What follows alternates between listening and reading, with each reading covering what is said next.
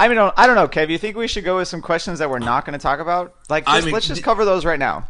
The questions we're not going to talk about. I definitely like Lee H. Wilson's Nick Harris saying Petrucci was doing the donkey work at the front, and he hashtagged it name of Rob's sex tape. That's not a question, Professor. But he answered the question. Doing the donkey work. You know what I'm saying? And then another guy wants to talk about... I live too close to Mexico for that sex tape. Yeah, exactly. And then another guy just want us to talk about the British Superbike final shenanigans, in which I was going to say no, but then my man Ryan Carson was like, they won't even cover the MotoAmerica final, which they all sort of sadly cry and laugh and stuff. So, yeah. But we already did. Shit. We covered the MotoAmerica final. Motherfucker, Ryan Carson, you lying sack of shit. Piece of dog. I was there. That shit happened. I went to it, we raced, and then it got covered. Chance Faye said make it 2 hours long. Again, title of Rob's sex tape. She gets tired. She gets really tired. Probably my favorite question that I spent the entire weekend pondering. My girl Jennifer wants to know why the Alpine Stars rain gear looks like a man thong. Let's get one thing straight, Jennifer. It don't look like a man thong. That shit straight up is a man thong. It's not hiding it. It's a straight dude thong. Right, exactly. You know, Alpine Star is really losing a lot of points there, because not only does it look like a man thong, but it's not even fucking clear. Like, you cannot see anything below it. You can't see the sponsor decals. You can't see the actual suit. It's just fucking hazy ass plastic. What leather company can't buy clear plastic to make their rain suits out of? I mean, literally go to the paint store and get some like painter's sheeting and duct tape that shit on, and it would look better than the like sort of see-through foggy window then man thong. Let me tell you one thing. No one wants to look into the window of like a foggy car and see a man thong on a dude. That story is not going anywhere fun. Like, that's a burrito and a half story. That's fucking, you know what I mean? Like, that is not a good, like, Everett, seriously, when was the last time you looked into a car, saw a dude in a man thong and thought, it's gonna be a good night? Don't know if that's actually ever happened, but yes, I mean, you know, come on, it's happened. I could lie to you. We have to have some followers that have legit stories about that exact situation. Man thong in the clouded up window. Yeah, someone will post about it, guaranteed. Correct. Yes. So with that, welcome to BrotoGP. Yeah, one person asked me what differentiates your podcast from other motorcycle podcasts, and I said prodigious use of the word fuck. Is that a real question? I mean, that was a separate real question, and I just said we say fuck a lot. Oh my god! Like a lot. I don't think there's anything all the time, even comparable out there. Fuck no. Fuck yeah. No fucking way. Oh man.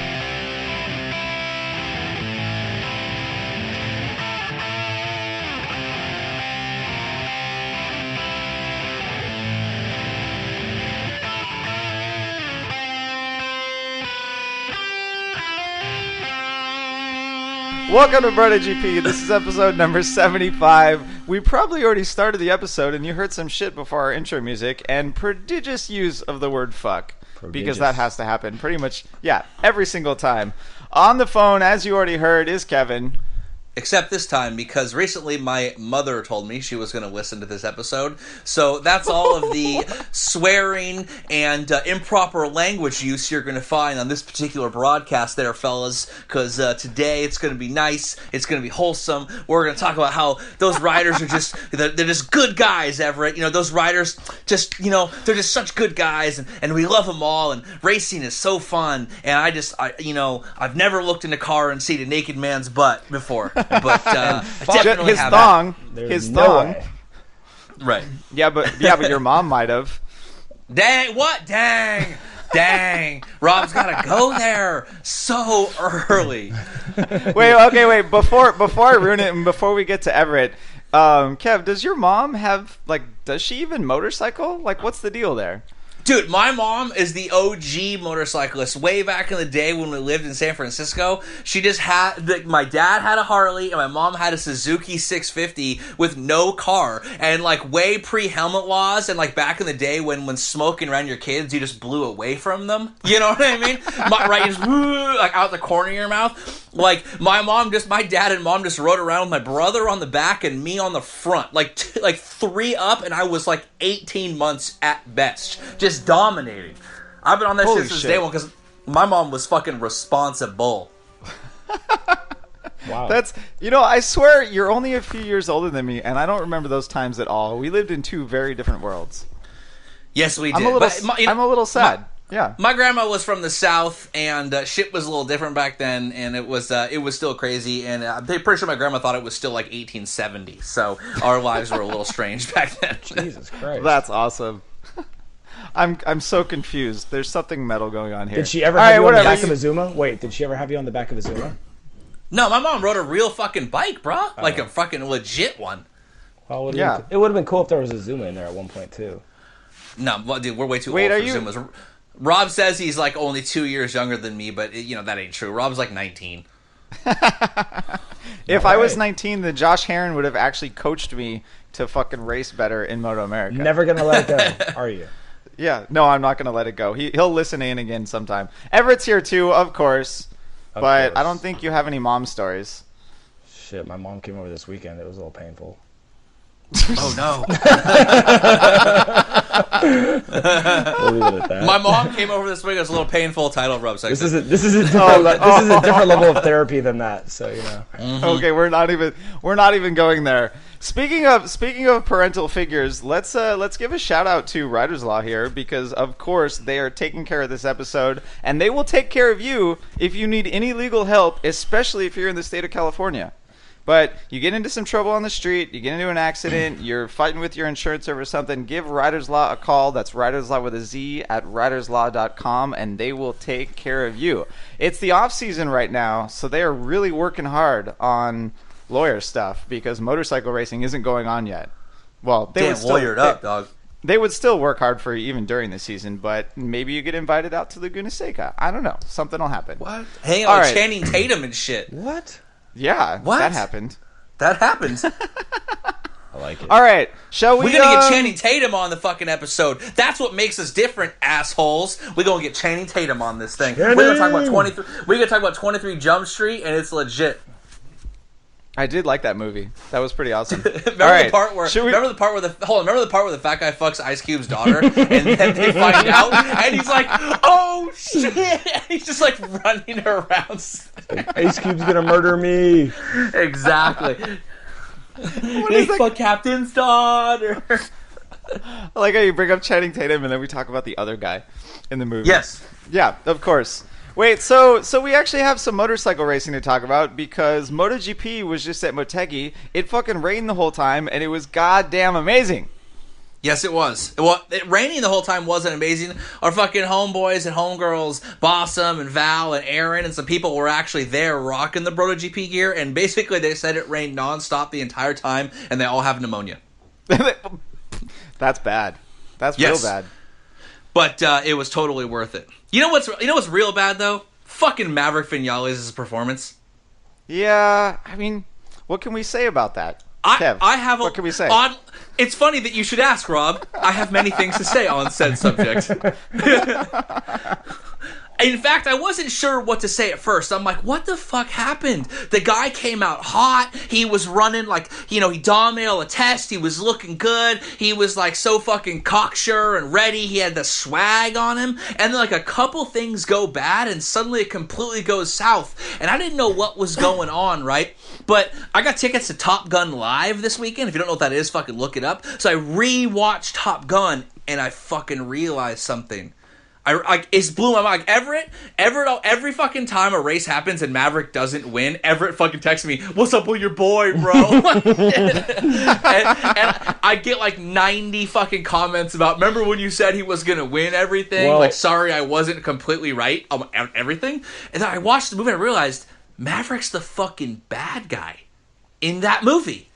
What? Maverick's not the fucking hero, right? Think about it. What is the first thing that happens in that fucking movie? He leaves Cougar to fuck around, take pictures. His bro has a straight panic attack. And then even though he saves him, he's just like, I'll see you some other time. And then he goes to Top Gun, and he, like, gets in arguments with his teachers. When they ask him about what he was thinking up there, he's like, you don't have time to think. Then why the fuck are you at a school, right? Like, you're at a school, we don't have time to think. Why are we there then? And then, like, I mean, you know, people want to make all these jokes and this and that, but he did follow a chick in the bathroom and try to fuck her he just met.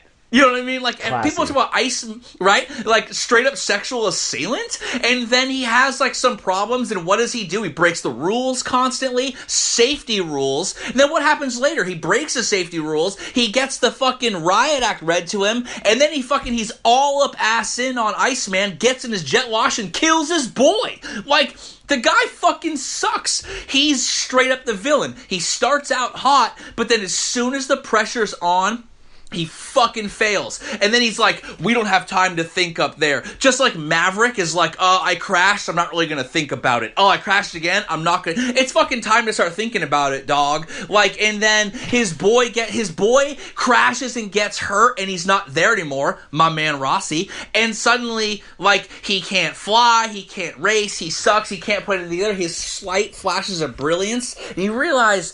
Fucking Maverick was the bad guy the whole time. Like, why did everyone try to hate on Iceman? He was super good at everything. He wasn't a dick. Even when they showed him in the bar, he's all schmoozing with these chicks. He's at the bar buying them drinks, talking to them, not chasing them into the fucking bathroom and making a fool out of himself singing in front of everyone. Like, my man Dovi ain't making a fool out of himself. He's quiet, but confident and ready to go. Like, Maverick is a total shithead.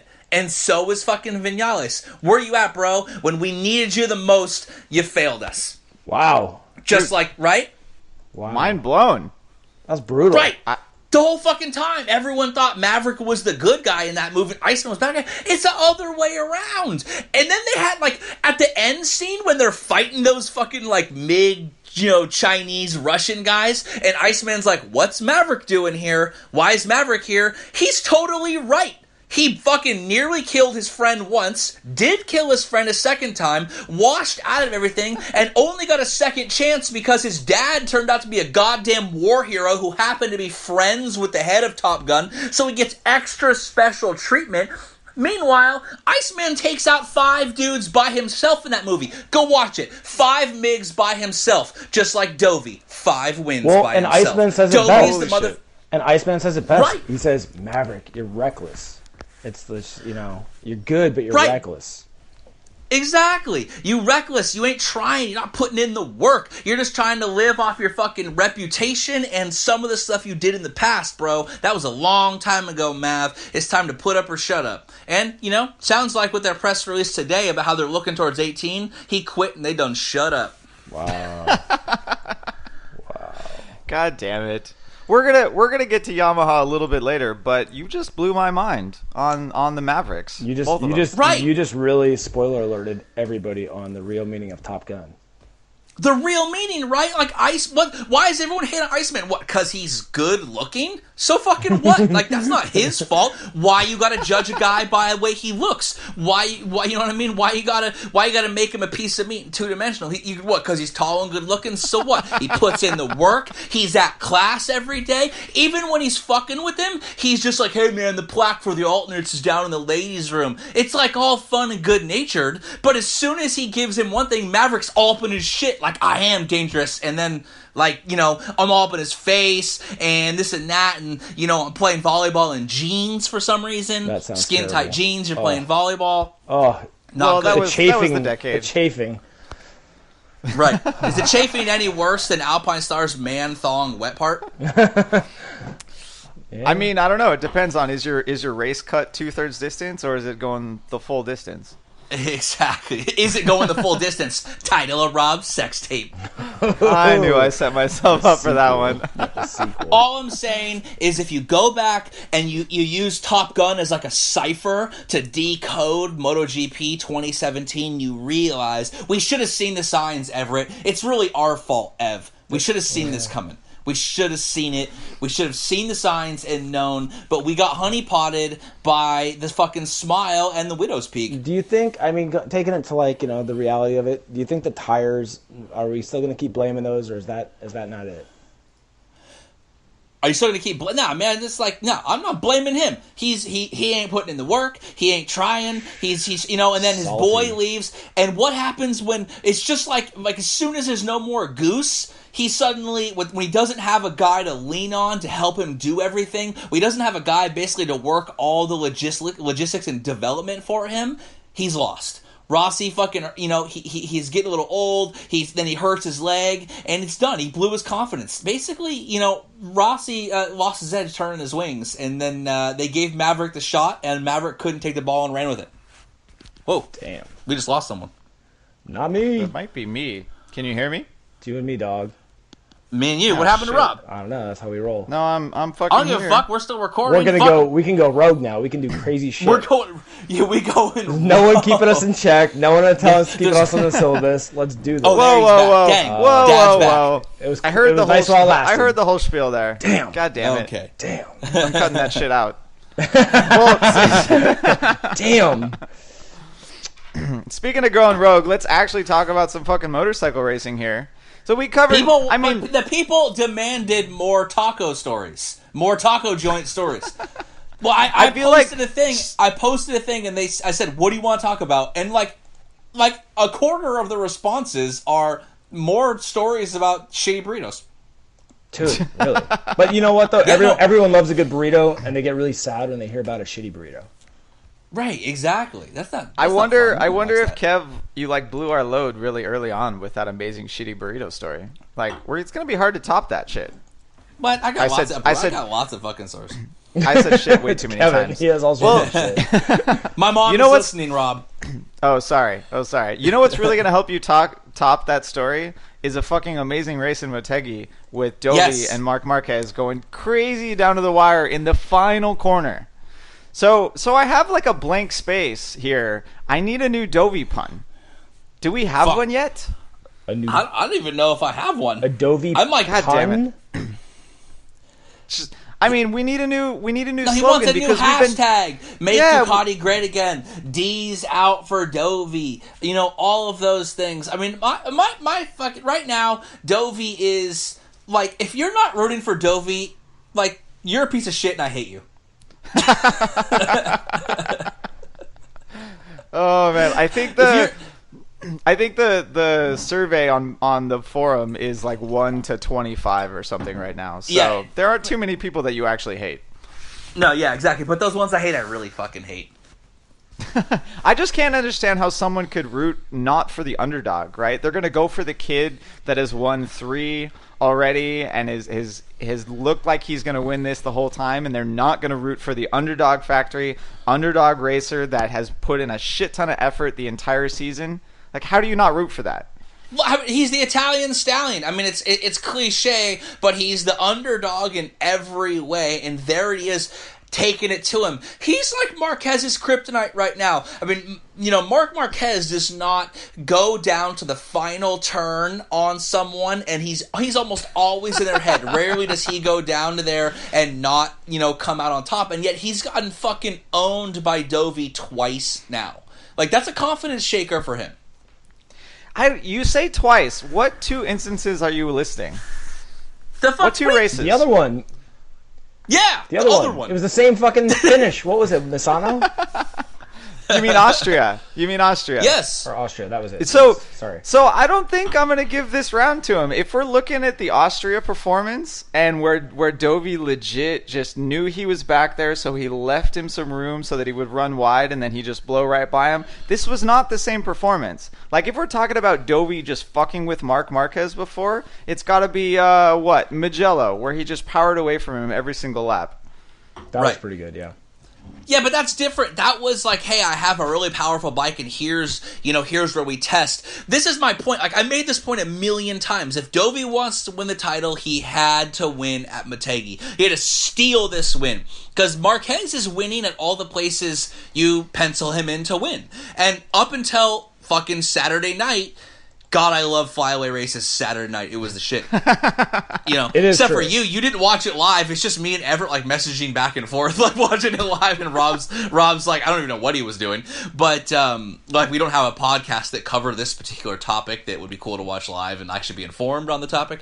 But Oh God. yeah, bitch, yeah, right. Slammed, Rob. Sorry. Slam. But he's fucking stole this from him, and then Marquez gets ahead, and then when he makes a mistake, Dovi goes up front. But what happens? Last corner shenanigans. You see this all the time. Marquez has made a career out of basically, being in the back of the guy's mind. You don't want Marquez to be there because he's going to dive bomb you. He's going to go balls out, take the risk. He's going to do something crazy. I mean, I was literally posting on Twitter, like, Marquez is going to try some crazy shit. But Dovi is ready for him, and he outsmarts him. This is the second time it's happened where Marquez tries to dive bomb him, and Dovi's completely ready, has the audible plan, and then, comes back up the inside, off of the exit, and then boom, to the finish line. Dovi's experience just screams out to me because, like, when we've seen other riders try those over-unders, or even when I've tried them in freaking races, like, a lot of people will get choked up behind the rider. Like, they get on the gas a little too soon, they pull up on them, they have to roll off, and then the fucking drive is blown. Yeah. Dovi seems to be able to time them perfectly every single time. And you knew, like, Dovi said right after the race that Marquez found a hole that he didn't think existed, but he still, the second Marquez got through, Dovi still managed to pull the over-under off perfect and get the drive. And that is part of the killer instinct, though, right? Because he didn't hesitate to gun it. He just is like, fuck it, I'm going back underneath. I don't care if I bang bars with him. I'm taking the position back. It is what it is. And I think you and I, different level, hesitation. Oh, yeah. Yeah, and also just we'll talk about tires like Everett said, but just the sheer, like, that they were fighting in that monsoon was fucking crazy. And even I'm like, damn, Marquez is trying some crazy shit because this is not the weather you should be trying it. And like we said the other podcast, he just totally throws your expectations out the window. And yet Dovi somehow hooks that tire up at the end of the race in a monsoon, doesn't spin an inch, and clearly beat him. It wasn't like a close finish, all things considered. He was quite a bit ahead, despite getting, dive bombed up the inside before that turn. And it was just a perfect. Dovi did it absolutely perfect, made zero mistakes, and handled the situation perfectly. I actually don't know where that performance came from because the entire weekend Dovi wasn't really up there. Like, we've seen him before with their fancy tire technology software be able to kind of develop throughout the whole race weekend and get a little bit faster and a little faster. I'd bet you that software doesn't actually work for rain tires. Like, it's too variable, right? There's too many variables. Yeah, how do you profile that? Like Cal Exactly. said, like Mr. fucking double crash. How many times has he crashed twice in a race this year? He's like, I broke in exact the same spot. It's fucking pouring rain, bro. The conditions aren't the same lap to lap. I kind of laughed. I'm like, even I know that. You know what I mean? Like, come on, man. That don't mean nothing. That's not an excuse. It was pouring rain.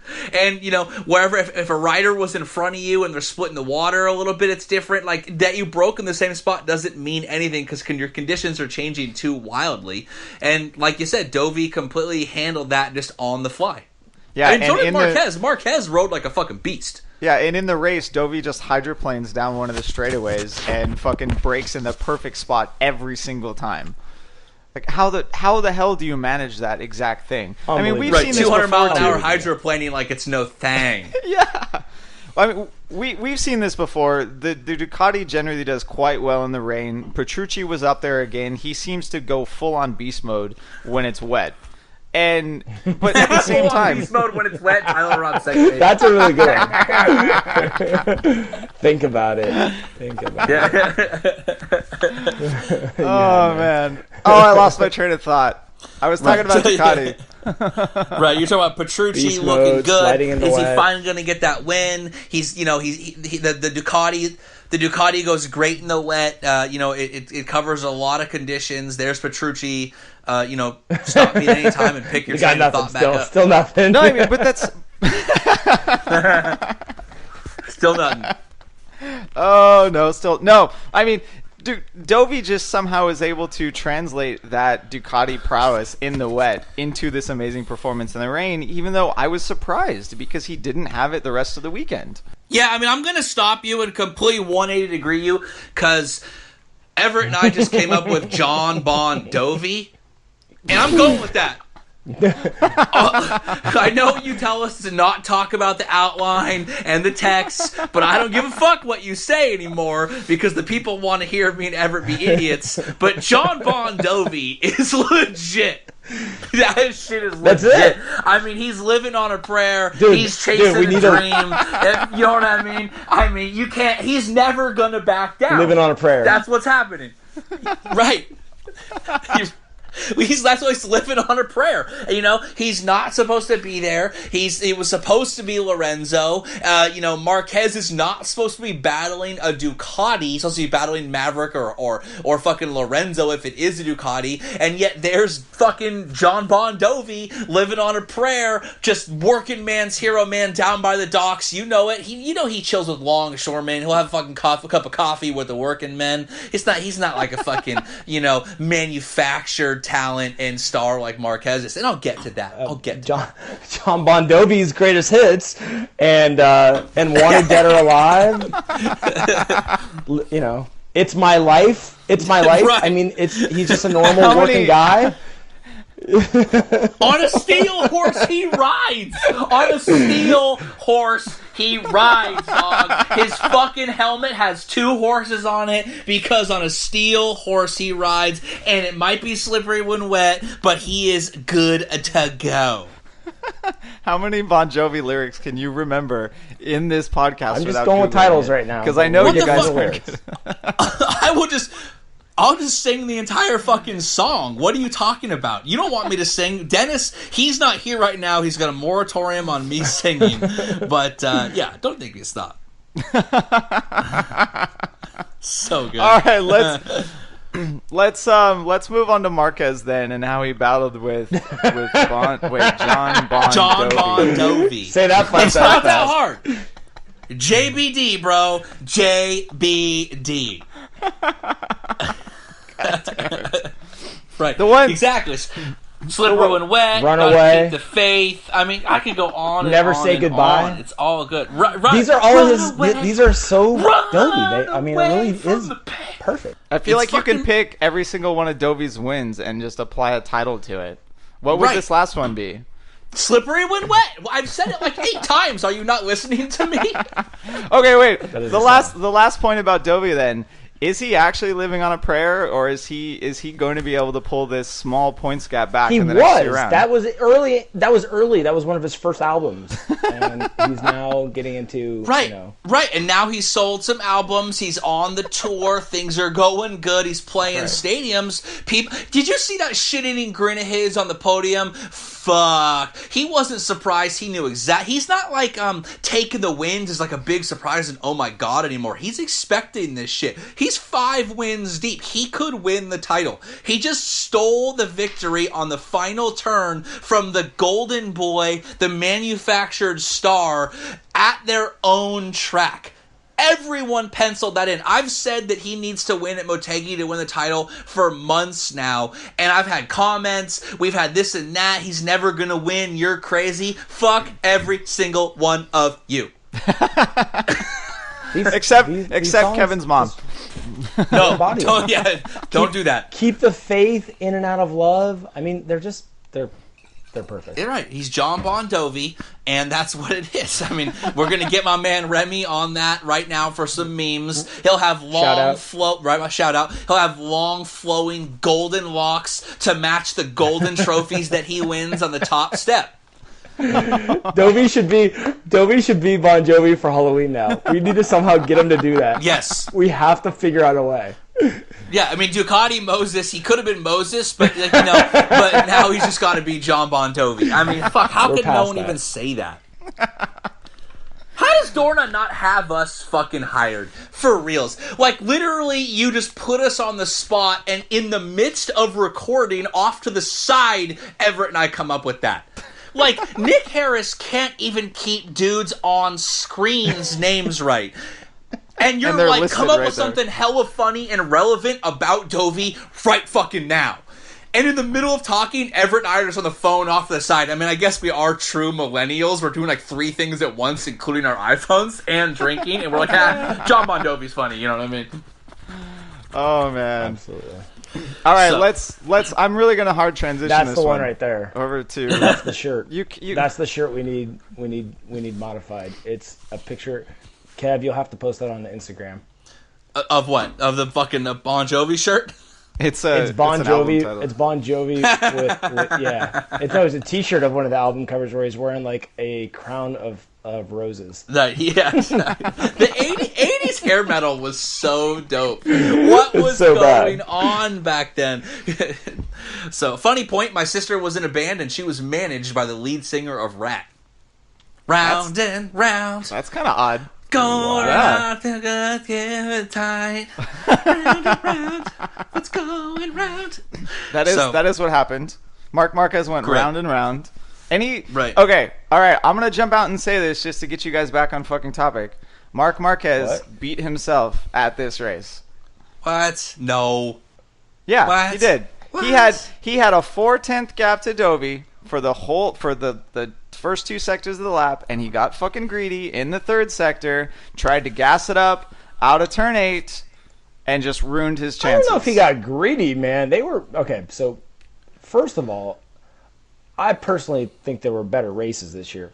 It was a good race, but what made it really interesting is the fact that it was raining fucking piss for an hour. Raining and piss these for an guys hour, are- title of Rob Sexton. Yeah. And it was just unbelievable how hard they were pushing. And there's all these other guys Unbelievable how hard crashing. they were These two pushing guys work it. Sorry, okay, And go ahead. It's just unbelievable, right? I mean, and then I don't think he did anything different. He just finally slipped, and just shit happens in the rain.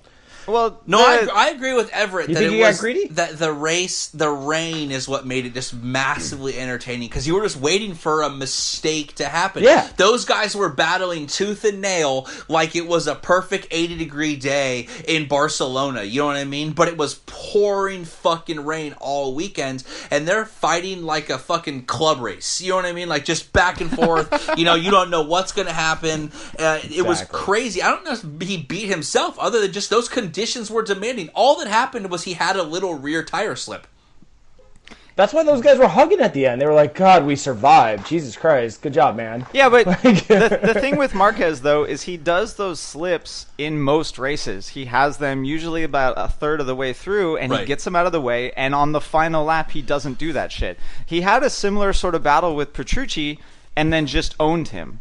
Right, he passed him with 1 lap to go, and then on the final That's not lap, even the same. he set the fastest lap of the race on the final lap. I feel like Mark Marquez, he remembered that battle with Petrucci, he remembered setting the fastest lap, and he went for the same exact thing against Dovi, and it was just that's just Mark it was just too Marquez. far. It is Mark Marquez, but it was too far. You don't get greedy on the final lap when it's fucking raining. It just doesn't But work. Dovi ain't Petrucci. Dovi's Dovi, and he's like, "Motherfucking Dovi's behind me. I gotta go."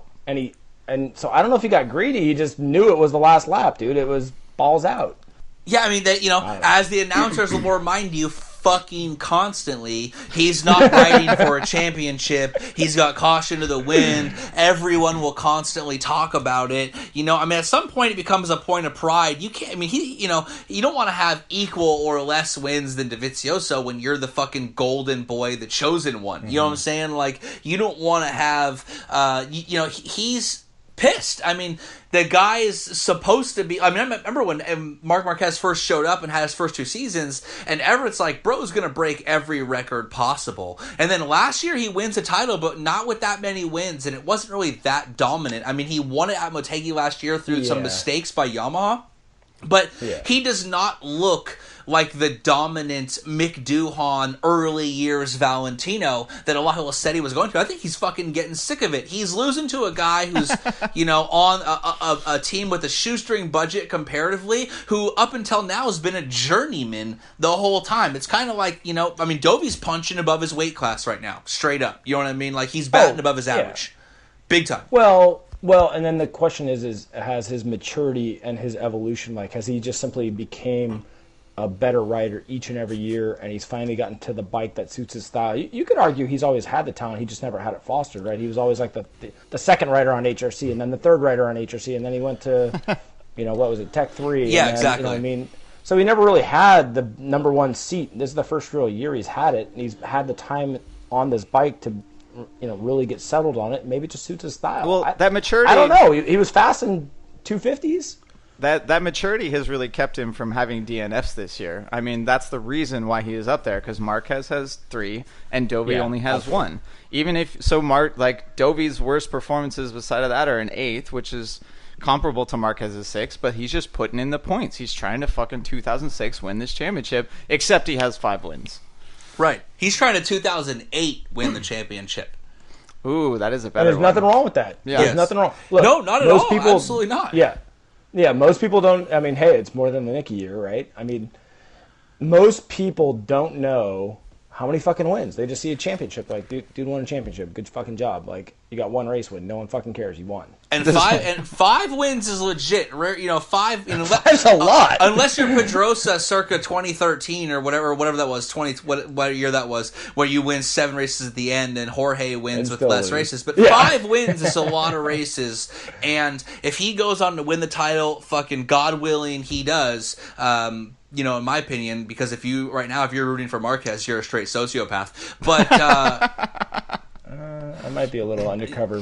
Marquez rooting, a little bit. No, that's only get out of here. That's only because you've been fucking fostered. You've been conditioned through the fucking technocratic advertising to make you want to have him. That's right. It's a fucking conspiracy. Wait.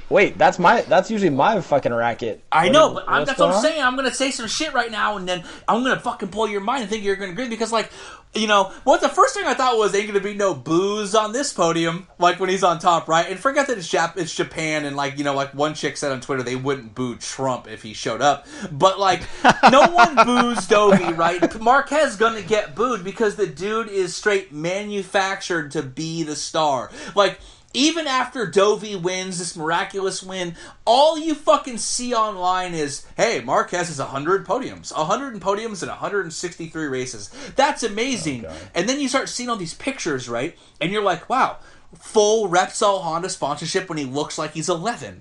And then full Repsol Honda sponsorship with cheating rules in Moto2. And then, they changed the fucking rookie rule for full. And then Casey Stoner miraculously retires out of nowhere. And then all of a sudden isn't part of Honda anymore and goes back to Ducati, even though he hated Ducati and all that stuff with the lactose intolerant mystery illness. And, one of the greatest, most dominant champions there was, National Talent Riders, Casey Stoner, mysteriously quits.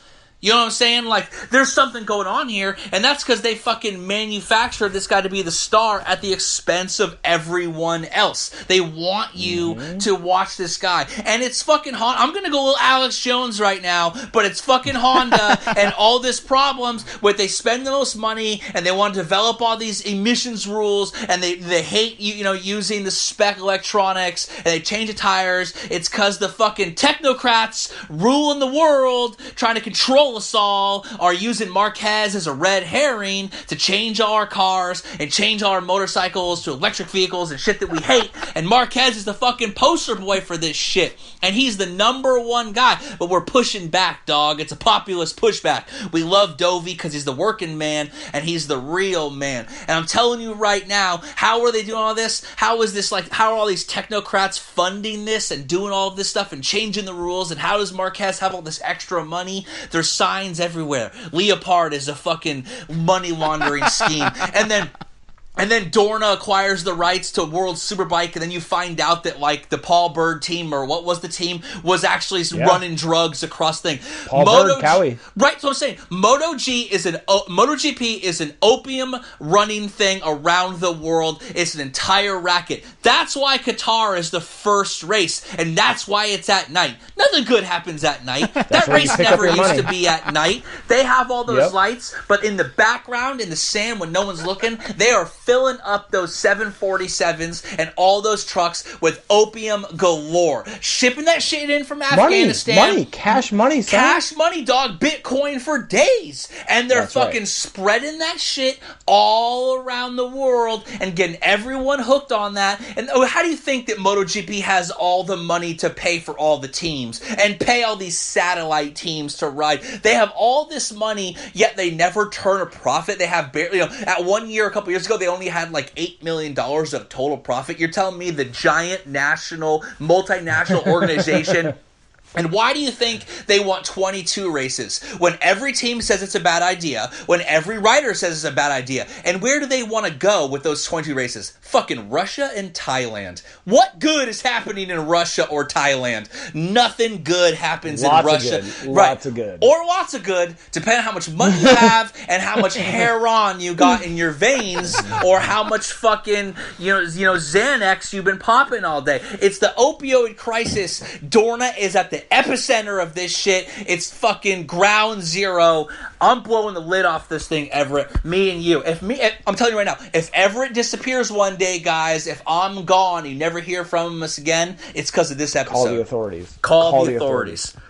Either that or Rob edited you too much. Probably that means probably call Remy and make a meme about it. Yeah, exactly. Right, Rob's telling me right now I sound far away on the thing. They're trying to cut me off right now. They fucking bugged my room. They got my iPhone 7 Plus. They got the camera going. Carmelo's looking at me right now, man. I'm just saying it all makes sense. And Marquez is out. Basically, what I'm saying is, if you root for Marquez, you root for heroin pushing and drug mules and international misery on all accounts. That's my point.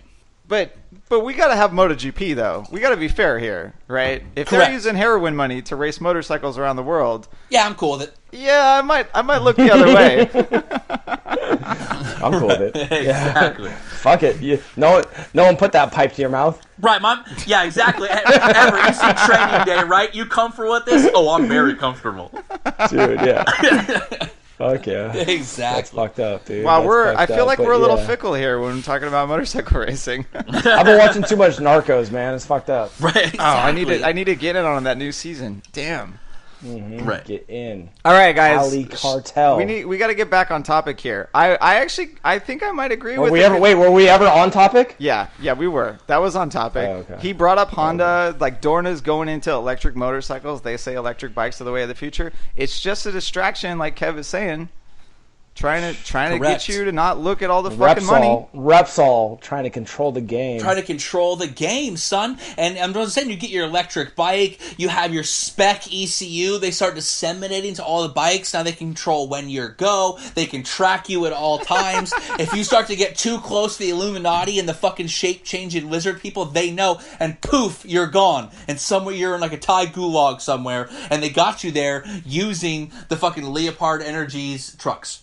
If you keep bringing up these conspiracy theories, Cal Crutchlow is going to start blaming that on his crashes. Right, yeah. Clearly, what happened to Cal? He went from multi-time winner to no one. Did he get too close to the truth? Did he know something other people don't? I'm just asking questions. That motherfucker flew too close to the sun. That's what Right, happened. Icarus, dog, too close to the sun, and now he's splishing and splashing in the fucking gravel traps. Oh, Twice. man. All right, I'm doing a hard segue here. I want to talk about peak frame because Oh, motherfucker! You mean that Ducati steel frame that Dovi rides on? Yeah, I mean, we can't give Ducati peak frame. I mean, they have definitely built a chassis that works in a very wide range of conditions, but peak frame. No, they trace busted peak frame, dude. They made a better frame. Ducati made a better frame.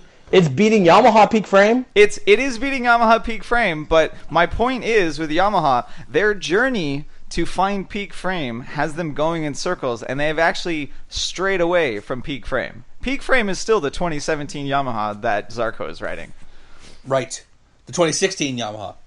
Oh, the Yeah. 26. That's right, because Yes. Yamaha's I'm like, already wait, on the he- 2018. what- Is that Yamaha. a trick statement? Right. What Yeah. Rob's trying to say, Everett, is that Yamaha reached peak frame in 2016, and they're going in circles. Ducati, realizing peak frame had been achieved, started implementing their money and their time research elsewhere into winglets and sneaklets and fucking hairy nards and weird tire technology where you predict an optimal lap time and produce your traction control for that. They realized, fuck frames, we out, and Yamaha still circling the drain with that peak frame. That Sounds very plausible. Yeah. That really sounds very plausible. And I would even say that Ducati hasn't actually reached peak frame. They're at like 95% peak frame you because we say that still sounds know. plausible, like all the other stuff I said isn't plausible.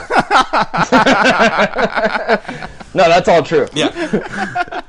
No, the frame conspiracy is the reach. Let's be real. Yeah, right. You know. I mean, we know from Ducati, we know specifically that everyone is still saying that their mid-corner turning is not up to peak frame standards just yet. They're still working on it, but they did manage to put in a ton of money into other parts of the motorcycle that are enabling them to overcome that deficit on peak frame.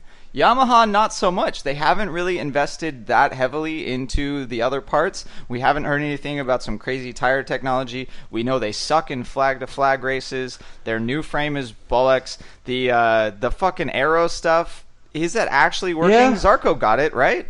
I mean, let's be Yes. real. They got no money left. They're paying fucking Rossi and Mav. They ain't got no money. Mav's not making Right. Jorge money yet. But they hired Mav No, because, he's quote making unquote, so you're the one. They thought he was the hero they needed. They thought he was the man, and it turns You're out. the one. Right. Charlie sat down on the fucking thing with the big ass things, asked him, how'd you go so fast in Suzuki? And he said, it's classified. She said, I'm paid a lot more money than you to know that. He's like, I guess not. And then it turned out the whole thing was just luck. He was in the right place at the right time, and he's the bad guy this whole fucking time. Basically, Maverick honeypotted them. Holy shit. Absolutely. Can you Right. do that? Absolutely. Can you honeypot a factory? Yes, because fucking... Can you honeypot a factory? See example A, Jorge Lorenzo. Fucking honeypot. You ain't honeypotting no satellite teams. He fucking honey... Yeah, Hey, let me pay you $500K to ride your bike. Is that cool? Right. Lorenzo honey dicked fucking Ducati with a stanky ass smelly dick straight up, dude. Like dick cheese homeless guy. Like you think this shit's good and it is straight nasty. Kev, my man. Kev, My man. he has led like 4 races this year. Let's be real. Dude, right. Someone said that on Twitter. I was like, at what point are they just going to pull the like Cal Iannone switch they pulled back day Oh, shit. and give Petrucci the factory fucking bike? And then I can't remember who it was. It was like some dude, and he's all... that he's led like this many laps, and who fucking cares? He has less podiums than a satellite dude whose claim to fame before this was like a European superstock champion. I mean, let's just fucking it's a come to Jesus moment at some point for Ducati that bro honey dicked the fuck out of them, and Petrucci's the guy. I mean, at what point do you just switch it up? He's a bust. He can't ride the bike. He has half the podiums of Petrucci, and he leads the race for a hot second and then bails. If you need a win, right now it's Dovi. It's not Jorge. Yeah, but all the pressers are like, no, Lorenzo's getting there. He's going to be consistently on the podium pretty soon. He's achieving great results, and he's about to turn the corner. It's like bullshit, dude. Right, Yeah, I exactly. haven't seen nothing yet. You know how Come it's on. bullshit? The same thing we said before. It's bullshit that he's about to turn the corner because at the 2 tracks that if he was gonna win at, like Austria and his other podium, those were his money tracks. One was his best track on the calendar, and the other one was a fucking track tailor-made for Ducati, and he squeezes out one podium and then a 4th. Yeah. If he was ever gonna get that win or really improve, it was gonna be at those tracks that minimize his negatives. It ain't gonna happen. It ain't gonna happen. Well, to your analogy in the beginning, that means that Lorenzo is also slider, and that he stinks. That means, Fuck yeah, he stinks. One, he stinks, and I think he really needs to get more focus on his back and by day because Homie needs to bulk up. Yeah, right. He's too busy fucking playing sweaty volleyball and fucking Honey Dick and Gigi, and he needs to put a little more time on getting that bike to go good. Because right now, that bike is not bad. Lorenzo or fucking Dovizioso, John Bon Jovi is looking dope on it, and Petrucci, like everyone, just talking about when is that win gonna come. It almost feels like it's gonna come at some point now. Title of Rob's sex tape, and like self-reference. That was a good one. Yeah, God, Kev, you're on point on those. I will say. I will. Yeah, it's my talent. It's my God-given talent. So, does Luca know that a huge ongoing joke recently is the titles of your sex tape? Because I assume that she would be on that sex tape. She did not actually. She did not listen to last week's episode or last episode, and they probably have like a YouPorn channel, and like they're naming all their like home videos the names you're giving it. That would be awesome. Did we get a single message about all of these listed? Like, because I feel like we need a database. At this point. Yeah. There was somebody who like rattled off like 10 of them from the last one. Nice. We need a whole list of all the Rob sex tapes. He's got a lot. We want royalties if someone uses them. Petrucci's win will. I don't know. I still can't see a satellite rider winning this season just because we have Marquez and Dovizioso just destroying them left and right. I mean, Petrucci was able to get there in conditions, but Marquez still beat him. This time he went for the extra soft rear tire that enabled him to kind of pull out in front. Right? It's still little things. But, I mean, and even Petrucci last round had a terrible showing. He got his worst finish at Aragon that he's ever had in MotoGP in 20th spot. Dude, and that's the risk that you go for when you run the latest GP17, but you're on a satellite team. And I mean, even Cal is seeing that now with a kind of factory bike on a satellite team. They just don't have the technical expertise to set it up perfectly because they don't have last year's data. All the other satellite teams have last year's data. Yeah, he was probably sad though. I mean, last round his turtle was sick or something, so he was probably really sad about that. His turtle watched he has the a turtle? race. Yeah, he must. Isn't he Rossi's best friend? No, I don't know. But I mean, it is kind of weird. There had to have been something going on. How do you go from being like fairly dominant to dead last? Well, it's what we talked about with Ducati. Is that there's the up and down swings on the Ducati are large. That's Dovi's problem. He has 5 wins, but he has bad swings otherwise. He doesn't have, other than getting taken out by what's his name. He doesn't actually have any DNFs. But what he has are just bad swings of performance. He might win 5 races, but he'll also get an 8th or a 7th. And that's difficult to work around, and obviously that'll be amplified when you're on the satellite bike because of you either get lucky or, with the setup, or you have it a little bit of, you have a good setup if you're lucky, or you have a bad setup because your technicians aren't as good, you don't have last year's data, and you're not really as ready for all the variables because you just don't have the resources the factory team has. Which is why they should fucking switch him and Jorge, because Jorge ain't doing shit with it except for collecting $12 million checks to just show up.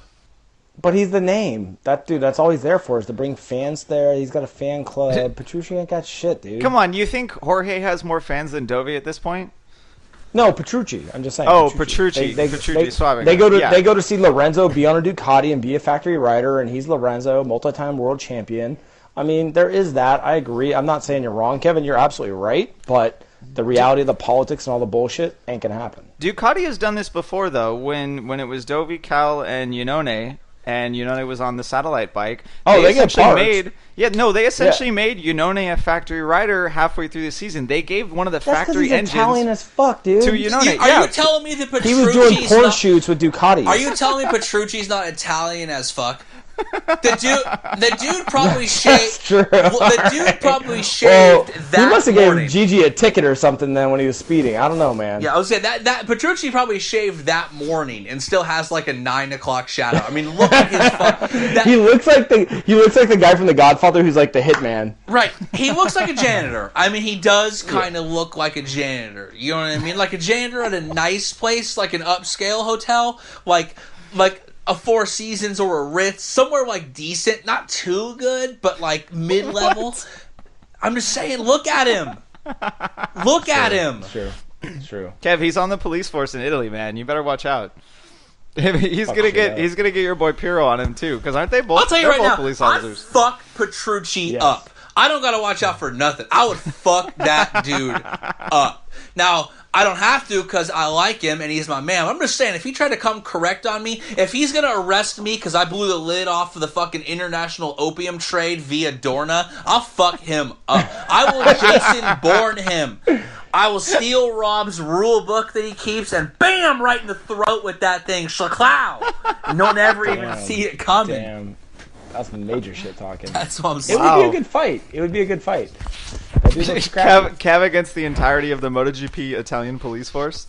No, yeah, I don't know about that. Yeah, how tall is Petrucci? He's a big tall, motherfucker, right? though, right? Yeah. That's the only thing. Yeah. Like, you got to deal with that length.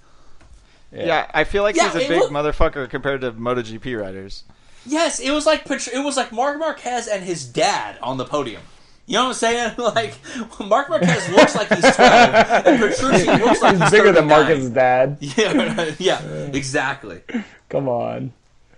Oh, that was speaking of a listener question. Someone actually, literally during the race, messaged me, why do they got to show Marquez's dad fucking every race, all race? And I'm like, because they're trying to manufacture him into a star by showing, look, his family's here. Oh, it's so great. Graziano is at every fucking race, and they never show him. Yeah, because he hides in the back of the box. He doesn't want to be on camera. Hiding in the back yes, of the box. box. Bullshit, dude.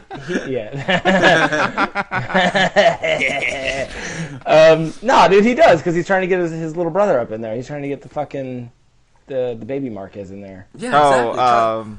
What's his face? Trying to pull a three-way on that Repsol. You know what I'm saying? The most nepotism they can create, they will. Right. It'll happen. Correct. Come on. Nepotism. Somebody had to use it. Someone had to say it. It happens every now and again. No, there's no women's tennis reference this episode. We haven't talked about any other sport at this point, I don't think.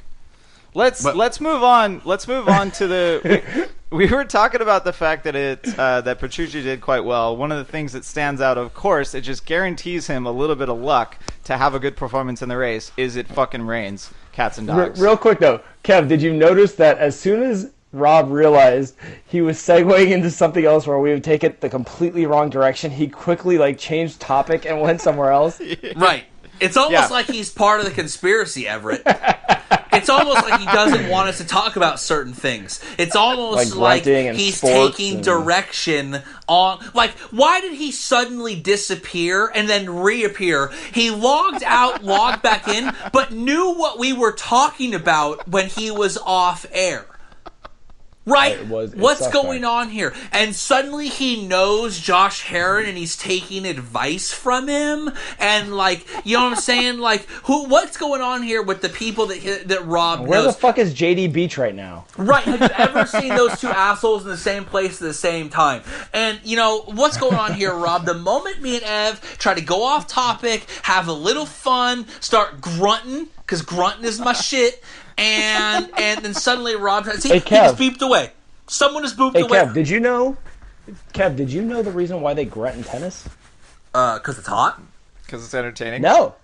They actually grunt in tennis because it's believed to be a part of the rhythm for the tennis players. Wow. Dropping knowledge there, Ev. What? Yeah. Did you just take some tennis lessons right now? Helps them with the rhythm of how they're hitting and how they're pacing things. I thought it was like karate style, like kiai, like you fucking like Hadouken. That might be the rhythm too. I don't know. I can't speak to that. I don't know karate. Kev, is there any grunting in BJJ? In jiu-jitsu, only when you fucking hurt someone. You know what I mean? When I get hit in the nuts. Yeah, no, getting hit in the nuts is a real thing, and you got to deal with that. It's bad.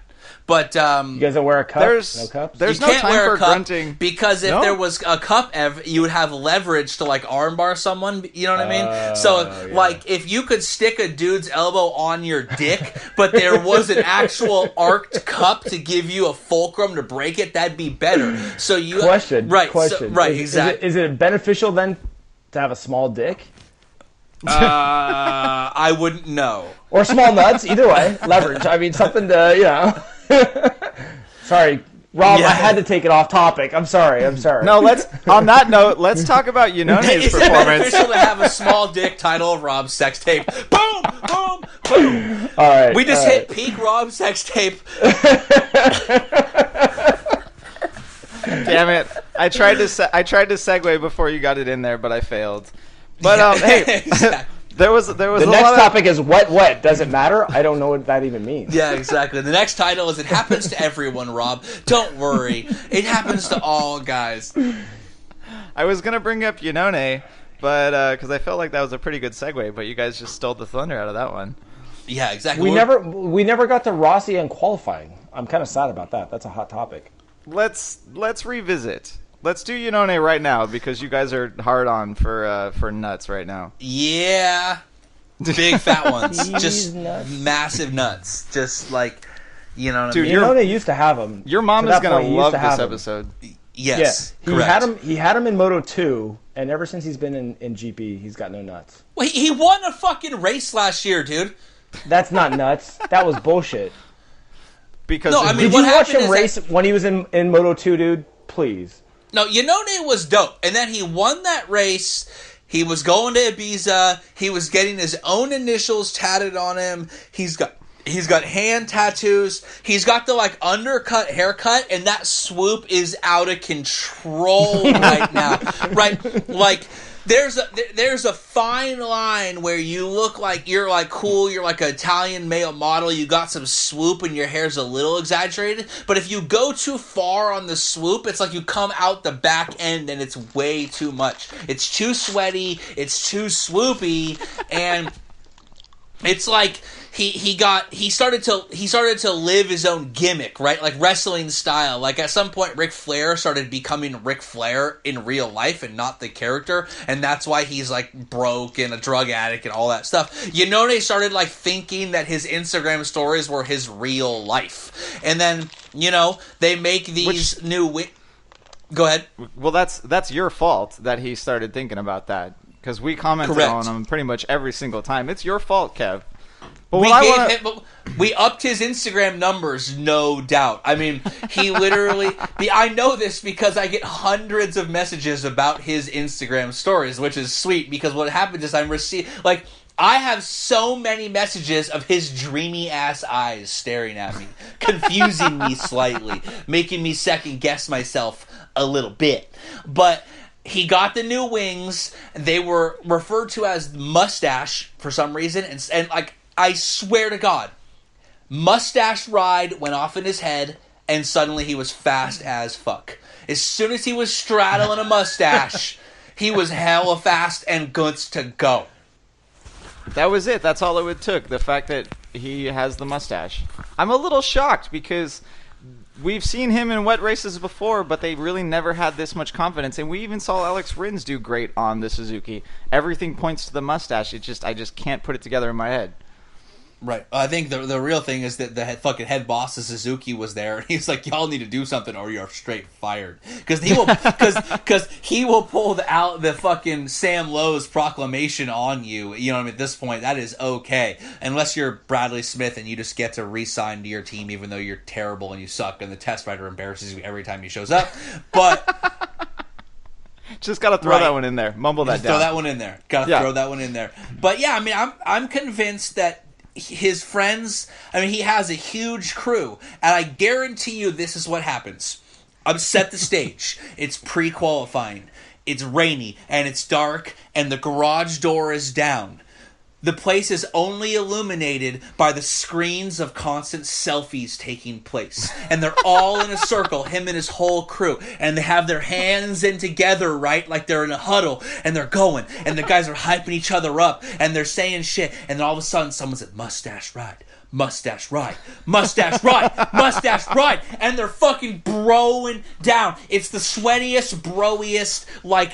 abs with V's hanging down, their pants are too low, mustache ride, no one's shaved in like 4 days and just reaches a fever pitch of mustache ride, and they're just fucking going for it, and he puts his helmet on, and they're shaking him left and right, and too many dudes are slapping his butt, and maybe shaking his crotch a little bit, but he's just jacked out of his mind. He's rocked up galore. He throws his legs aside, his woman, who now has a fucking dope handlebar stash flowing out from that perfect nose around and then curling back in exactly per the rules, and he's just like the amount of adrenaline he has going, he's fucking hornier than shit.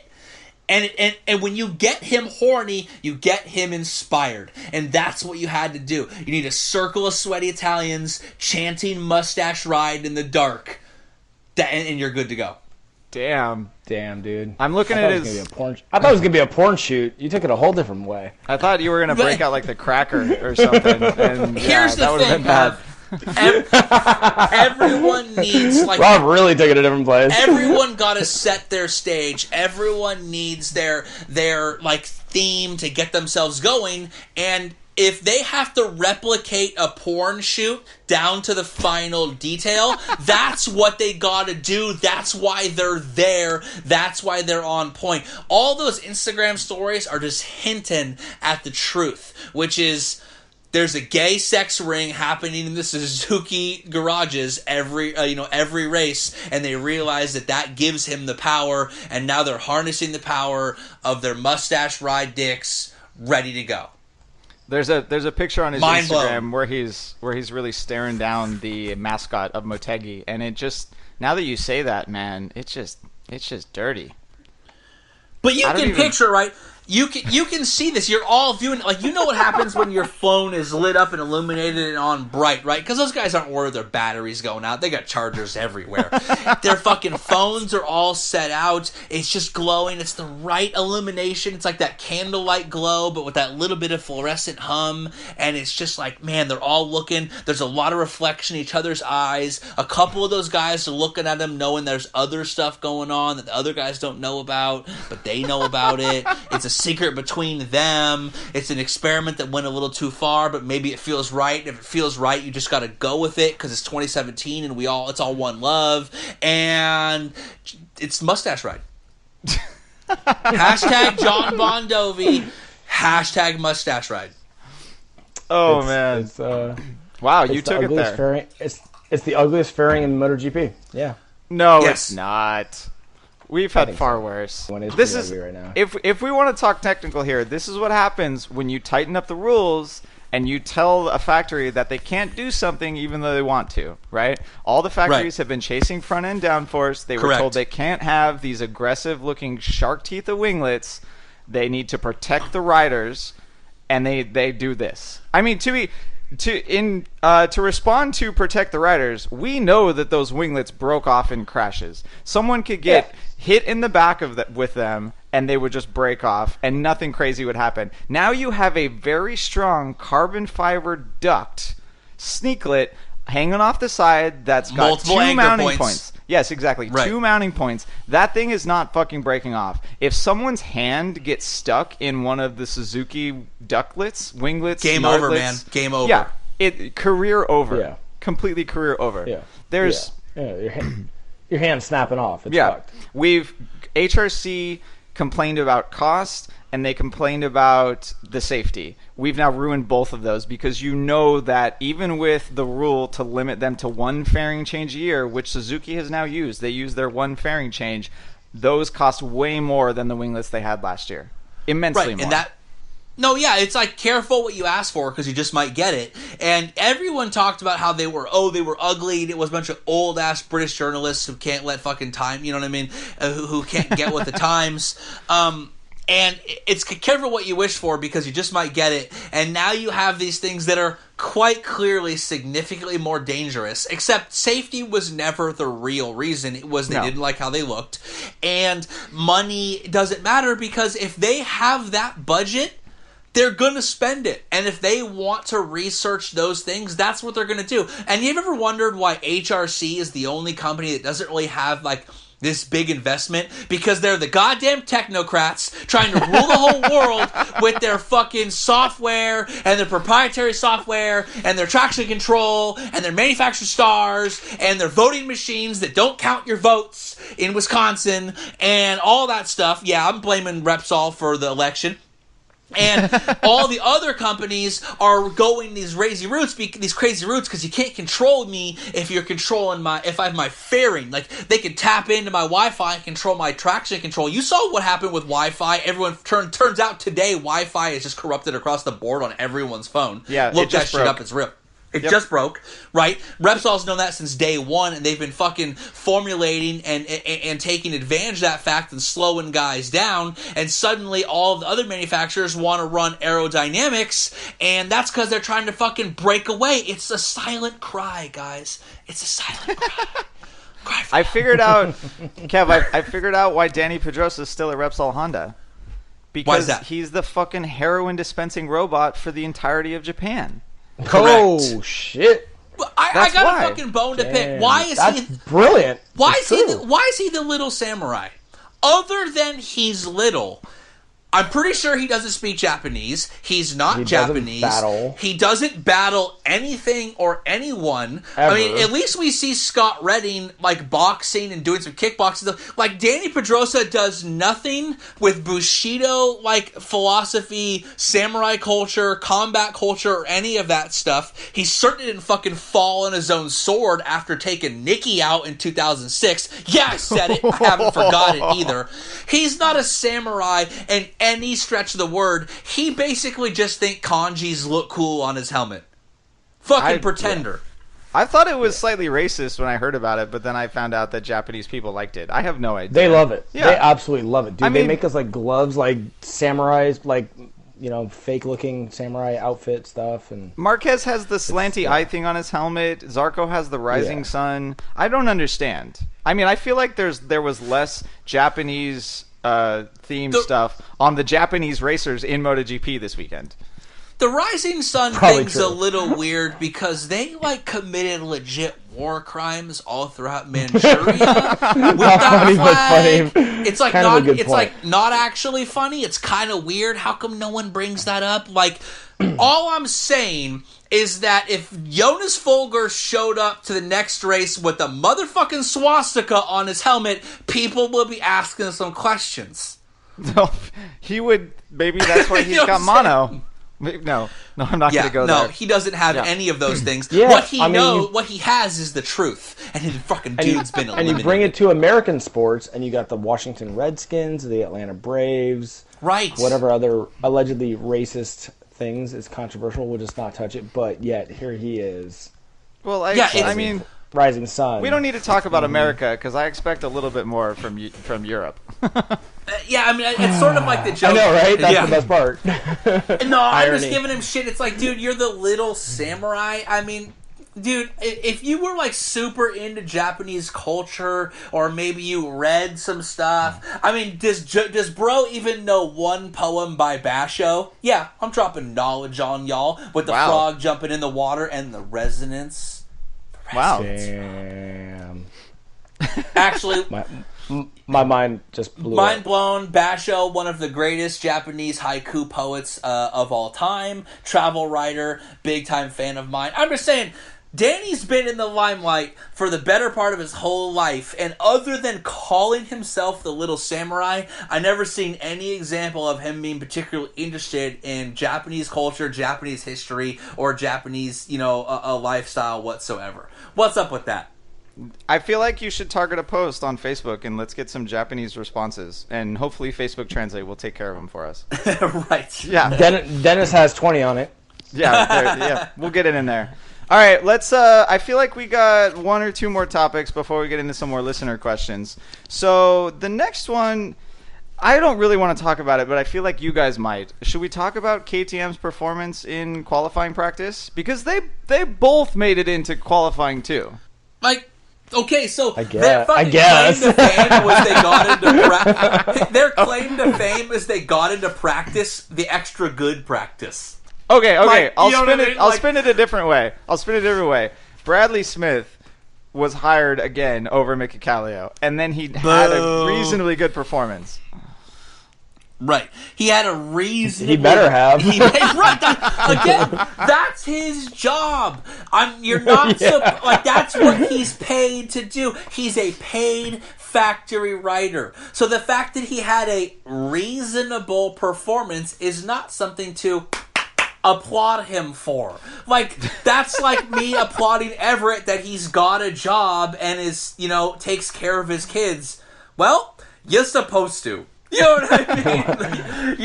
I kind of take care of them. My wife does most of the work, but I do wipe their asses occasionally. Nice. Nice. Yeah. But you know what I'm saying? How old are they now?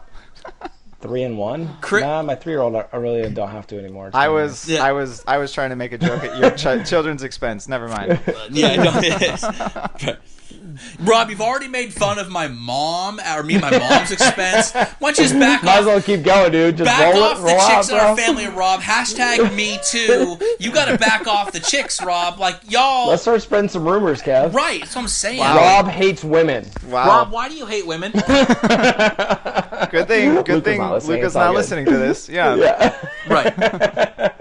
Right, like last episode, Everett made a bad joke and got a little shit for it, and he felt bad. Who, me? But Rob legitimately hates the female gender. Even though never mind. No, I'm changing the subject Hashtag now. fake news. Fake news. Yeah. We got you, Rob. We're just fucking around. All People right. don't know So that. you don't want to talk about KTM. That's all you're telling me. Perfect. No, I'm just saying, like... The irony is both Kev and I are big ass KTM fans, yet we think that was just still pretty lacking and non-relevant. Yeah, right. I mean, again, they got into Q2. They are a factory team. That's where they're supposed to be. This isn't like, so was Suzuki. They're not supposed to be feeling happy that they're better than half the grid. Honda, the KTM boss was talking mad shit about Honda like earlier in the year, which was dope. But you gotta at some point realize like you have a major sponsor, title sponsor, which even Suzuki don't have, which Yamaha doesn't really have. You know what I mean? Like you have a major sponsor, you're a major team running a Moto3, a Moto2, and a MotoGP team. You have this whole system set up. The fact that you got into Q2, I'm not applauding you for it because that's where you're fucking supposed to be. You want to give Aprilia some kudos for doing well this weekend? Okay, because they're a tiny little manufacturer who got half of their fucking technical staff poached by Ducati, and they have no real large sponsors. They're a shoestring budget. They really shouldn't even be there. I give them some slack. You're a huge team who wins world championships across the board in all avenue of motorcycle racing, and you're supposed to be having a bike good enough to lure an alien away. All these rumors about Marquez coming to your bike, it's not a good look if the fucking most notable thing you've done this year was have both your riders in Q2. Yeah. So wait, are you telling me you'll give more love to Sam Lowe's for getting his best finish of the year than for I Bradley? would never give love to Sam Lowe's. Don't say such things. I wanted to beat him to it. Oh man, fucking way. He more than doubled his point total for the year. I was just gonna say to 5. Are we supposed to give him? He did his job. We're supposed to clap. Like, what's same problem. Yeah. It's All right. exactly. It's literally the same thing. Like neither of the. I'm not giving that Sam Lowe's. I'm not giving him a lot of credit because look at Aleix. And Aleix, again, is not some blue chip prospect. Like Sam Lowe's is claiming he's going back to Moto2 to win the title. You know what I mean? Like. He came up with a very talented group of rookies with Zarco and Folger and Rins. He was kind of part of that Fab Four with this influx of rookies that were supposed to do really well. And, like, you're not that great, bro. Like, you were a blue chip thing. All the English announcers wanted to do was talk about how great you were and how you were going to be a threat for the Moto2 title that never materialized. And now you're in GP, and they're making every excuse in the book for you. How about at some point you just own up the fact that like you just ain't that great, and getting your best position of 13th, that's not something to cheer you on, man. Yeah, he's not Rob, so You can't go there. Right. Nope. The thing is Danny Pedrosa gets 13th or worse, and we talk a bunch of shit about him, and everyone says he should, move. That's like the difference in expectations. Is the good riders are expected to do well, and at some point, if people are okay with you, like if your mom's cool that you got a C, it means you dumb as fuck. Because parents are supposed to like really want their kids to get an A. Good job. Right. If he pats you on the head because you got a B minus, you a dumb shit. And that means your mom don't even think you're that smart. And look, dude, every mom in the world thinks their kid is a fucking genius. Ask anyone who has a friend that has a kid that's 3. Okay? They have a kid that's 3. Yeah. That kid's speaking in like a couple of sentences. Right, Everett, you know what I'm talking about. But my man Everett is a realist. He knows. Every parent thinks their kid that starts talking is a goddamn genius because they were there when they couldn't talk. So they remember. Let me give you a little story on that real quick. I want the story. Give it to me. I used to think my kids, at least my first daughter, she's a little older, every time she did something, I was like, oh, my kid's like the smartest. She's the coolest. I'm like, naive and think my kid's the coolest, right? And just genetically programmed to think they're the best. Yeah, she's the smartest child on this planet. And then I meet some other person's kid who's like, 3 months younger, and they're forming like full sentences, know the colors and the alphabet, and you're just like, motherfucker, you just ruined it. And then you kind of realize that every kid does the same exact shit. None of them are special. Right. And, it's like the most deflating thing. And you're like, fuck. That's the problem. Whatever. Like, you were there. You were there when she was born, and she's just like this little nugget, right? And she doesn't know a thing from anything. And then, so when they didn't know anything, so when they can, say a couple sentences, you're like, fuck, this kid's a genius, dog. Yeah, exactly. But they're on the exact... and you meet new parents, and they think their kid's the shit. They're and on then, the exact same... There's a moment of epiphany where that happens, you're like, maybe not. Yeah, maybe not. Maybe. Yeah, it's the exact same development path for everyone. But what I'm basically saying is Sam Lowe's is like that really dumb kid where everyone when they're like, isn't my kid smart? And then all the parents cock their head and close their eyes. They're like, yeah, he's good kid. Yeah. Yeah, right. That's the one, Ev. That's the one. When you don't even say yes or yeah, with a smile. It's just a noise. Yeah. Wow. Yeah. All right. Life is cruel. So life is cruel. Kev just threw Sam Lowe's under the bus really much further. Ev just threw his own kids under the bus. Now let's get to some listener questions. I just kept it real. My kids are awesome. They're pretty talented. I met the kids. They're pretty. Cool. They're pretty average at the same time. That's the reality. Right, because being a normal kid is perfectly normal. Because guess what, everyone? There's 7 billion people on the planet. So even if you're 1 in a million, there's still a hell of a lot of people just like you. Bingo. Bam. Bingo. Oh man. Then no one's like you, Kev. It's never going to happen. Right. Mm-hmm. All right. Yeah, exactly. Hashtag. I didn't even mean to do that, but unintentional. But my mom thinks I'm cool. Yeah. Shout out to Kev's mom. Find us some listener questions. What? Why you want to switch? We're talking about real life right now, Rob. We're talking about real life in the world and whether you should tell your kids they're so great and smart and praise them for everything, or teach them the harsh reality that they're not special and life is a cruel bitch that'll break you down and there's no getting out alive. Hashtag the truth. And they're gonna find out that there's shitty burritos and stuff. Life is cruel, man. It's no joke. Right. Kevin Bowers wants to talk about how Lorenzo starts strong, then leaves everyone disappointed, and then he hashtags that name of Rob's sex tape. Again, not a question. So when I ask you guys what you want us to talk about, and you answer your own question, there's nothing to talk about. Wait. Hey, I got a point for Jorge's race that we actually didn't cover 20 minutes ago. All right. It really seemed like he went fucking red mist, which is generally the opposite of what works for Jorge, and he just lost 3 seconds a lap. He got passed by Zarco. Zarco nudged him a little bit, kind of put him on the curb. He got pissed off and angry. Oh my, yeah, super dangerous in the rain. Jorge was going to die. Yeah, it is. But he was trying to... Allegedly, his tire went off. Allegedly, it went off, even though he came back through the field in the last like 10 laps. Allegedly, Rob, there's a statement you said there that I want to touch on. You said super dangerous in the rain. Yeah, no, that was. Hold on. Hear me out here, because Ev's gonna remember this comment about this. So. Back in the day, there was a straight shooting, dope ass AMA rider named Matt Mladen who told it like it was. And one day he said, when someone asked him, "Could you ride here in the rain?" and he said, "I certainly hope so, because we ride here in the dry, and we're going twice as fast in the dry." Yeah. Okay? So it's not more dangerous in the rain. It's way more dangerous in the dry. Like, I want to flip the script on y'all for a second. If you land in the rain, you crash, you're going slower, and the coefficient of friction is lower, you are going to slide closer. Okay? Slide farther and have less damage and adhere to the ground less.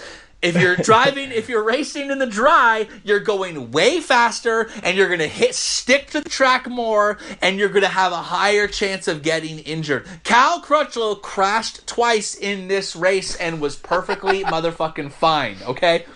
It is a mindfuck, though, Kev, it's a mindfuck. It's so unintuitive, right? So you really did drop some real knowledge on people. You don't want me to go physics on you right now. You realize that they're afraid of walls. Okay, Neil deGrasse Tyson, fucking educate me, Einstein. Well, there's the wall situation. I did wonder about that overpass at Motegi, because it's like all you need is something goofy to happen, and then can they slide to the wall in the underpass? Yeah. Overpass, whatever. The reason why they don't race at Sonoma in the rain is because the walls get closer in the rain because you slide further, and they're way too close at certain tracks.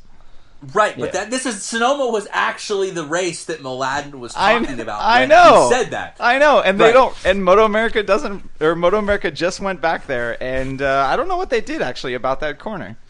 They probably just put a shit ton of air fence up there. Sonoma won't do it. Period. But that is a good segue to Steve W41's question. Right, I was looking for that question. When will BrotoGP be able to control the weather? And Kev, I will let you take this. Who says we can't now? That's what I was implying. There was a listener question actually that came up, was that how come that he just wanted to point out, again, not a question, but a statement. This isn't hard, guys. What do you want me to talk about? Give me a question to talk about. Like, can you ask me a question and we will answer, and then you say a statement which has no follow-up. But I will try to formulate some follow-up, which is, that MotoGP just straight up races in the rain and really no other motorsports do, or way less motorsports in general do, F1, NASCAR, and all that. It's because they have giant, huge balls, and they're badass motherfuckers, and they all have a wallet that says badass motherfucker. Yeah. F1 still goes in the rain, right? Yeah, they tend to get really afraid of the spray. They send the safety car out a lot. That's true. They will send the safety car out, and they will continue to turn laps in the rain to attempt to dry the track out. They're such sellouts, dude. MotoGP doesn't have a safety car. The TV slot. Yeah. Yeah, it's so bad. They're sellouts, but they have way more money than MotoGP. I wish we had that money. Yeah. Everyone can drive. Everyone thinks they can drive a Formula One car. Not everyone can ride a motorcycle. Therefore, not everyone thinks they can race MotoGP. Right. That's a funny thing. That is so true about how, like, not everyone thinks they can race GP, but everyone thinks they can drive a car. Yep. There's also a listener question that I just wanted to bring up. Where'd it go? Where'd it go? There was a chick that asked the question, Jennifer, why Alpine Star's rain gear looks like a man thong. And then Kendall Bourne was like, is it weird that she realizes there's actually other female fans of MotoGP, and she was going to randomly send someone a friend request just because it's the only other chick that she knew that rode that liked MotoGP. And we actually... MotoGP connecting women around the planet. We are female friendly. We have a large following of female fans, and I appreciate them. Kendall, if you are on Instagram, go over to the Instagram page. That's actually where most of the chicks hang out that are on our fan base, and you'll be able to interact with more women. I also think if she hits you up, she doesn't know about those ultra secret thongs you made on that secret run. The man thongs? So, what? That limited edition run of man thongs. Right, exactly. We are not selling BrotoGP man thongs. It's not happening. Right. No, they're not, because we're not selling them because they're banana hammocks? Exactly. Well, Kev, were you just going to say we're going to give them away? We're just going to give them away. Yeah, I give everything away. Yeah, exactly. He's like, yeah, I'm gonna go make some real quick. Right. So Personalized. I did ask, what people wanted us to talk about, and there was a million things. Davis Shin asked, how should Ducati ditch Jorge or at least give Dovi his remaining contract? Yes. And then Josh Walby goes full straight guy, and straight, the straight shooter, and he's like, Dave, those questions are all but answered on articles online. Just search links. First of all, who reads, nerds? Fucking reads, nerd. But we're not asking you actual questions. Give us something to fucking entertain you by. He used the word Jorge, not, you know what I mean? Not Jorge, but Jorge. Don't forget, everyone, Kev started his Jorge. shitty burrito story with, I was sitting there reading up on research for the next episode.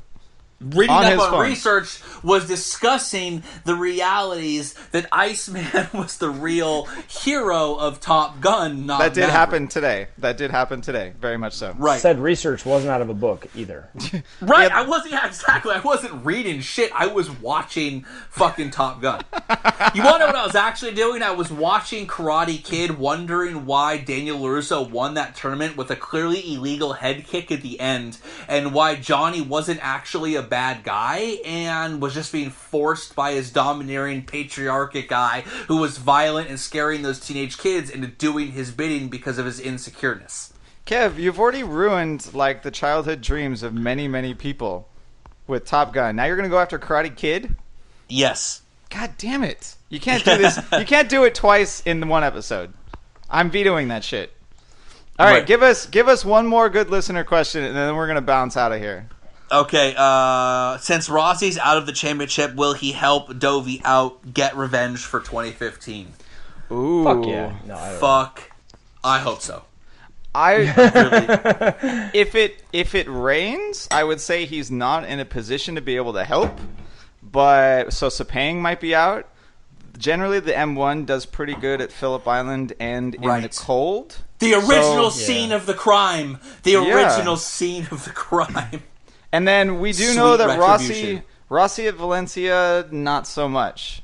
So No. I'm going to go with maybe one track out of the remaining three.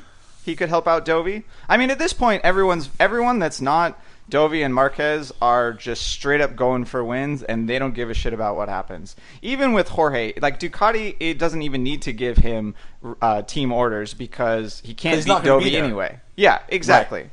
So at best, what happens? Dovi's in front of Jorge, Marquez is behind, and Duck tells him hold up Marquez as much as possible, which probably will work for three corners. Yep. Right, yeah, exactly. Yeah. I actually But- have a side thought on that. Here's the thing.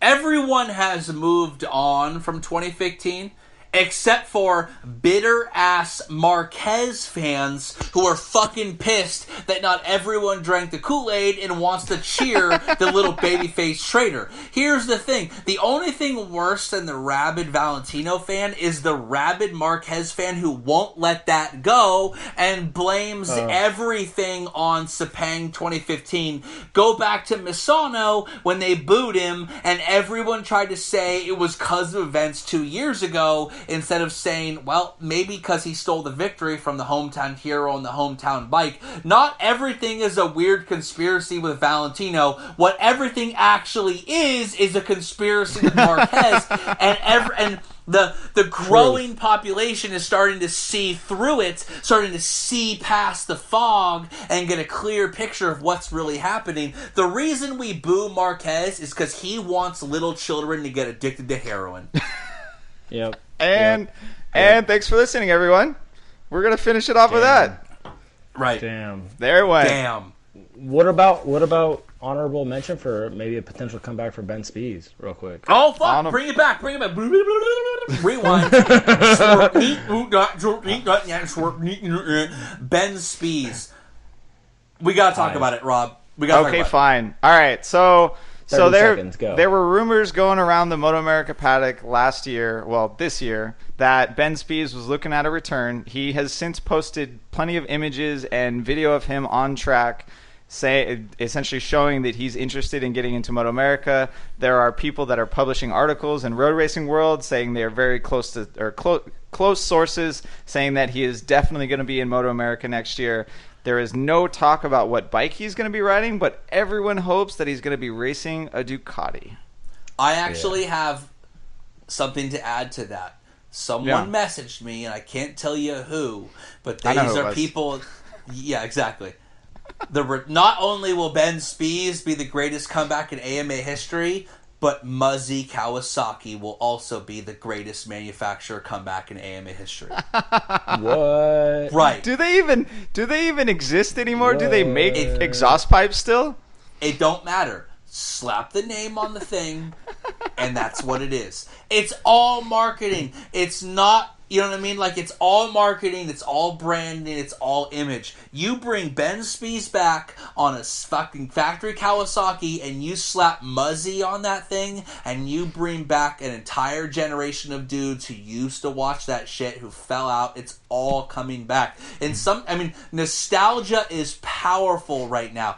Blade Runner fucking is back out. The 80s are back in. Everything is being brought back.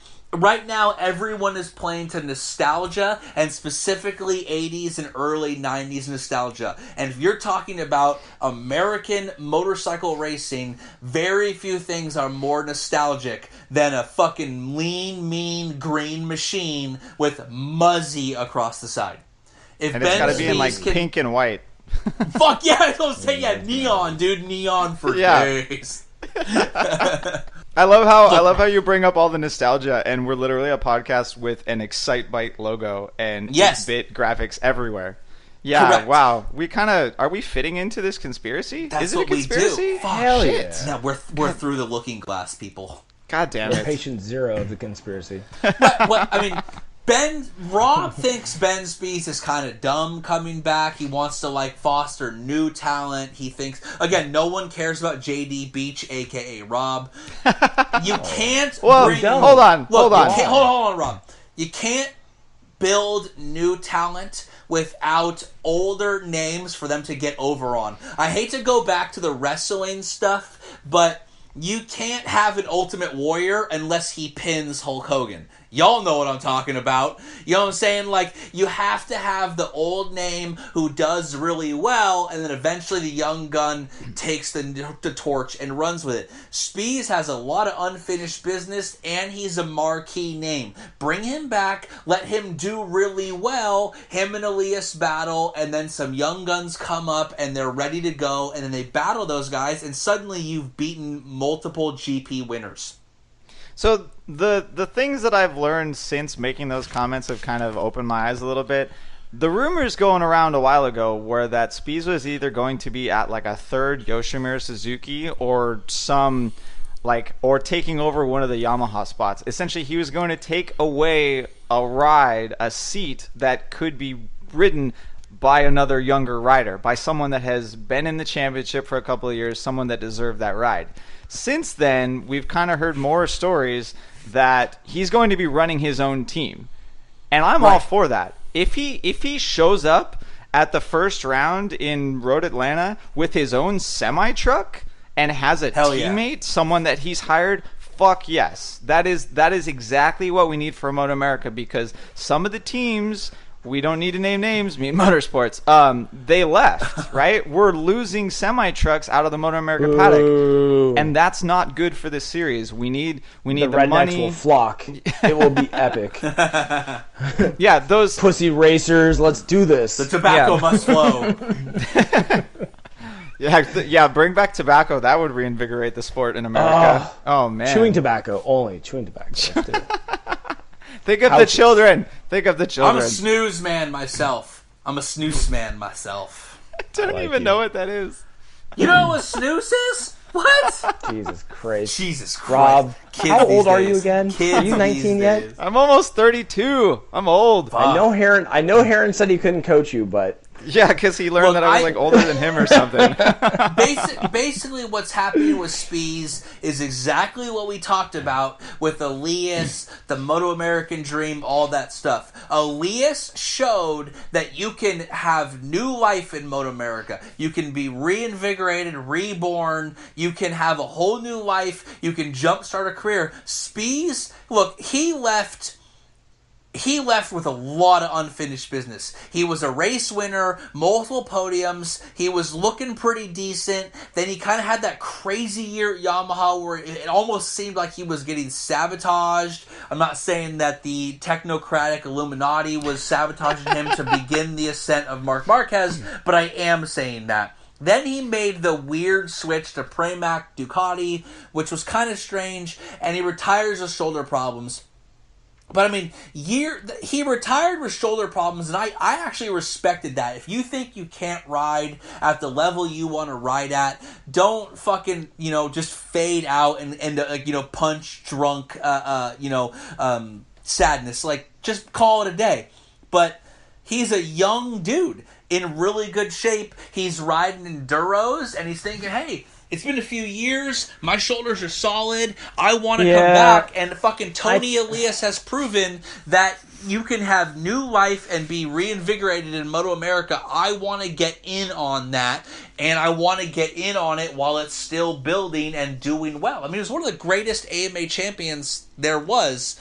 I'm glad to have him back. Yeah, no doubt. I think he just had a combination of things. He had a little bit of Casey Stoner. He had a little bit of shoulder. He had a little bit of, like Casey Stoner, meaning like I'm fucking tired of the media and the bullshit and the traveling. Right. Like he was never a big fan of traveling. There was all those weird rumors back in the day that he was afraid of flying. Remember that? Like he didn't go to. Right. No, I mean, no, it's true. It's true. Like, and then he had that bad year with Yamaha where he got just fucking terrible luck. I'm sure, dude, you put in your heart and soul and all that, and you're just like, you know what, dude? I'm going to take a little break. I've got about $20 million after all my AMA, after my GP. I'm going to chill for a minute. And then he's like, I got my head back together. Let's go fuck around.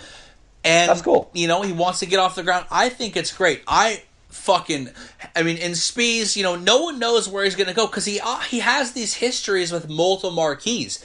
You'd think instantly like, oh, Suzuki, but he won with Yoshimura, but Suzuki didn't give him the time of day in GP. He goes to Yamaha, wins the title in World Superbike, but then kind of like, remember Livio's, or what? Not what's his name? The stiff upper lip dude. Rob, help me out here. I've had a lot to drink. The Yamaha guy, Jarvis. Jarvis. Right? Yeah. He wins a race. Stiff upper lip dude. Like which one? There's a few of them. He wins the race and has a bunch of podiums, and Jarvis says they're disappointed. So my point being, right? Exactly.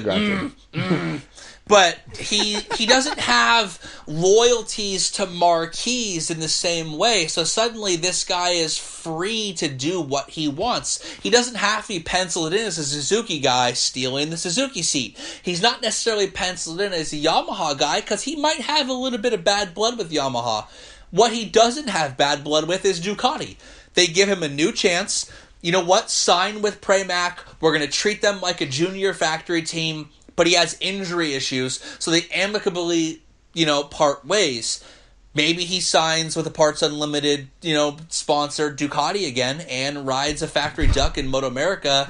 A brand new Panigale's come. Yeah, you know what I'm talking about. A brand new Panigale's coming out. They need someone to help develop it for World Superbike, and they're saying, look, take this new badass V4, get us some data, get us some information. We'll give it to you and some support in exchange for that stuff, and here you go. Well, and the Ducati really is the one factory that seems to actually support National Series, right? I mean, even Correct. Pirro is spanking people in the Italian Superbike Championship, right? If Ducati could do that with the American National Series, it just fits with everything they've done before. And you take that and you look at Kawasaki. Kawasaki's not doing shit out of World Superbike. There's no money there. And I will chip in $100 if Matt Mladen is his teammate.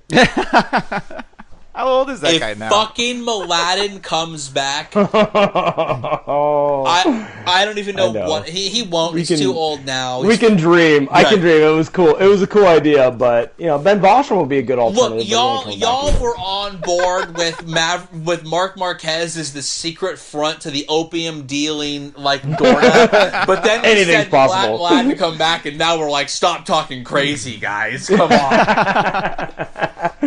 Someone on one of the forums wanted Shaky Byrne to be his teammate because of his style. No, keep him in BSB. No. I mean, isn't he? He's No. the same age as Mladen. He's having some pretty good. Maybe. He won the And championship last shit, year. He's still riding. Yeah, he's Yeah. still around, isn't he? Or did he quit? No, Is he done? I think No, he's he going just to win it this year. Shaky Byrne. He already did win it. He won it a record 6th time. Some guy want us to talk about it, and I'm like, no one gives a fuck about BSB, and here we are talking about it. That I Haslam thought crash is Sylvain- really bad. That Haslam crash was bad. It honestly, I'll probably get shit for this. It looked like he gave up. Something must have went really wrong. He must have not had brakes. I didn't read any of the articles. I just watched the highlight on Facebook. He did get a little injured, but nothing major, so it's okay. Yeah, well, ankle, collarbone, finger, or whatever. Yeah, bad injuries, but not that bad for a motorcycle racer. But See, extremities. that's what's crazy. Yeah. You take a guy like Haslam, and he's so good in World Superbike, and he can't even win this shit. Third. Well, I almost killed Jason O'Halloran, and he got 5th at the fucking roundabout at Phillip Island. That kid, champion, almost killed him. What? I have no idea what you just said. When I went to Phillip Island, my buddy was racing Australian Supersport. Jason O'Halloran was from there. Yeah. He's Damn, you're talking about Australian. some deep ass knowledge. Wow. He knew some of the girls hanging out. Yeah, I go drove them go 'cause on. I was a foreigner. We were all a little drunk, and I was driving the car, and I blew through a roundabout, and a car almost hit us. And they were like, his buddies were like, "Dude, you almost killed the champion." Nobody had seatbelts on. It was a good time. Oh, Phillip so Island, you good times. you just told us a story about how you almost just killed like 4 people in Oh Australia. God, I was young. I was young and dumb. It was great. That's awesome. That was a great 3 weeks in Australia. Nice. Very Glory nice. Glory days. People do want to that- hear yeah, more about that's- stories from us. I was going to give you a racing story earlier, but we kind of segued past it all. Fuck. No, I want it. Give it because if you're not going to talk about the racing story, what I'm going to talk about is why does Alex Marquez look like the most awkward person ever? Why does I'm gonna he do the look racing like story a then. 7th grader trying to ask out the 9th grader at the dance? Because he has to live up to his brother. That's why. No, I'm going to But- give you the story. I'm going to give you the Okay. story. So this year, ready. I raced in Wisconsin with MotoAmerica in Superstock 600. I made the show. I had to go through the LCQ, but that was fine. I got second in both LCQs. It was great. More track time. Just more track time. Just more track time. Just a larger tire bill, of course. Right. So in the Fuck, main, that sounds like size problem, not your problem. a little bit. In the race, it poured 10 minutes before the race, and we all had to switch onto wet tires. They ended up red flagging it after the first lap because someone high-sided out of one of the corners and was unconscious in the middle of the track. But that's not what I'm getting at. In the race, battling for like 14th position, I was Dovizioso and Marc Marquez was right in front of me. And I kid you shit. not, yeah, this happened. So I had a lot of motor on this guy, pretty much, and Road America is humongous straightaways. So it was amazing. So you're 'cause I all could up this guy's ass. You're all all up in up his this ass. guy's ass. Okay. And there's a really That slow ass. there's a really slow chicane going on to one of the back stretches. And I'm thinking, all right, we got like 3 laps to go, 2 laps to go, and I start spinning the tire out of that chicane and I get myself a little moment and I lose a little bit of time on them. So I'm in my head, I'm like, all right, don't get fucking greedy out of this corner. Don't get greedy out of this corner. You can just draft him a little bit, pass him down the straight on the final lap, and beat him into the last 2 corners and take the spot, and you're good. What happens? I come through this slow chicane. He's in front of me. He gets fucking greedy, and this is why I said this earlier, that Marquez got greedy coming out of the corner. He got fucking greedy. Huge huckabuck the whole time. He comes so far Wait, out of his seat. What? A huge What the huckabuck. buck? The fuck sorry. is that? Come on, man. Sorry, you that's got like watch more Supercross, Kevin. It's like a dirt bike term. Come on. Yeah, almost yeah, almost more high side. Almost high side. Okay. His ass comes so far off the seat, his airbag goes off, and he What? fucking Nice. lands straight back on the bike. I see the airbag popped up around his neck because it's one of like the halfway external ones. It's bright yellow, and I just go flying by. And he finished like 7 seconds behind me or something. So there, that's Damn, my. so- I was Dovi, What a- and what a Marquez noob. was in front of me. What a fucking noob. So relatable. So relatable. So relatable.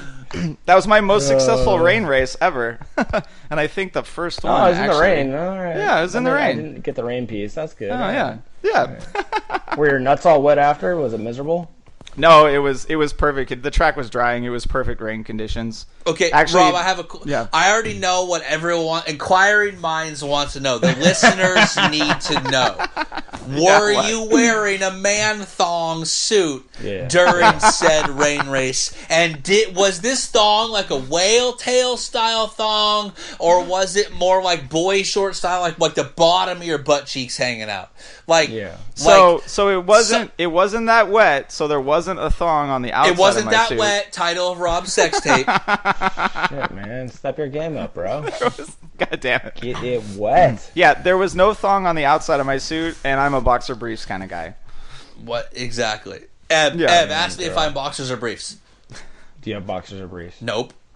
I knew that was coming. I knew it was coming, but it was, like, pull my It finger. was coming. It's like, Tyler Rob sex tape. Oh you gotta do it. man! Sometimes you gotta do it. All right, Look, we, no. I don't. I got a couple more listener questions before we go out. Kev doesn't want to go to bed. He's like, nah, man, I got this. I'm on a roll. Right, exactly. Last one. Shit on me. Make it good. Right. Last one. All right, nice and classic Cal bashing time. Yes. Oh, I love it. That's good. That's good. What's the question? C. Nixo. No, he doesn't have a question. Just a statement. Again. What do you want me to talk about? But I mean, Cal what the fuck happened to that guy? Like, we talked a lot of shit about Cal in the past, and then I had to eat a serious crow sandwich last year. The dude won multiple races. It was like, well, fuck. Guy's winning hella races. Like, you gotta give him some credit. What in the fuck happened to that guy? He is crashing multiple times a race, multiple times.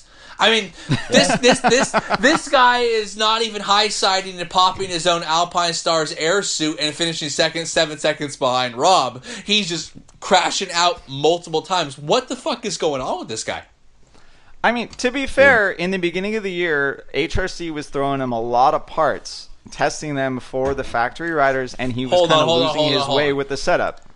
To be fair, no. You hate it when I talk about GP riders with that statement, but that's it. That was the beginning of the year.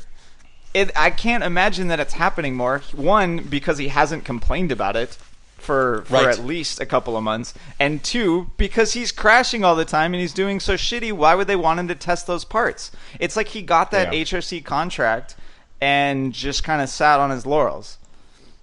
He's kind of, and he's, it's all between the ears, right? He's kind of mind fucked. He's just not, he can't figure it out. And so he's overriding. He's trying to like just set it aside, and he just can't find that groove or rhythm he needs to be able to perform regularly, consistently. Yeah, I mean, anyone that competes knows that once you win, nothing else feels good, right? I mean, once you win, like the Jack Miller syndrome, right? Like, once you win, everything else sucks. And it's like chasing, it goes back to the fucking Dorna heroin.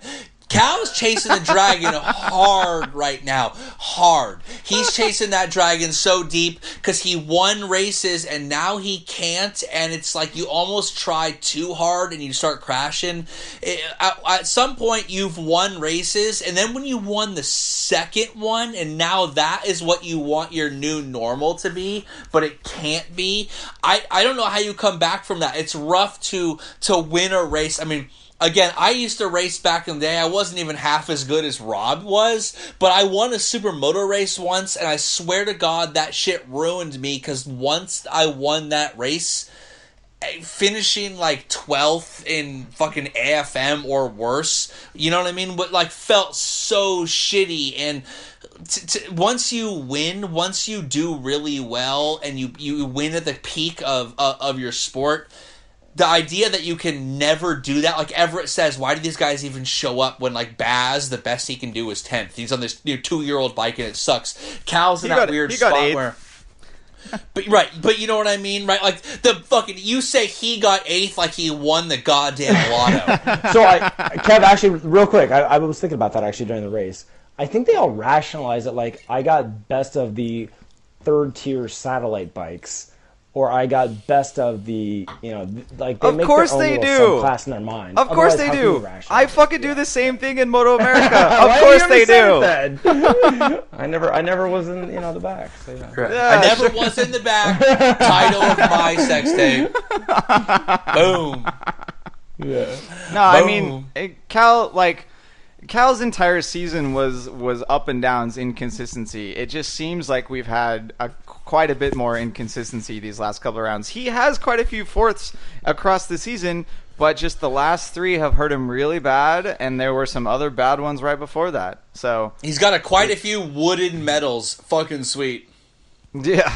Yeah. It's not doing so hot. I just but he signed up again for next year, right? So Yeah, and he's gonna have a teammate next year. The whole team is looking up. That's right. And so, the whole team might get more HRC support because he's going to have a Japanese teammate. And he's got that HRC contract. Real talk. Real talk. Real talk. Passport. Nakagami showed up. That was the best thing that ever happened to Cal. Yeah, seriously. Oh, man. No, we'll get, there's no silly season left to talk about because everyone in GP is signed up. Yeah, it's all set. Yeah, it's all set. Yeah. But whatever. That's it. That was your last question. So we're closing this one out. Final Rob thought wants on to go to sleep.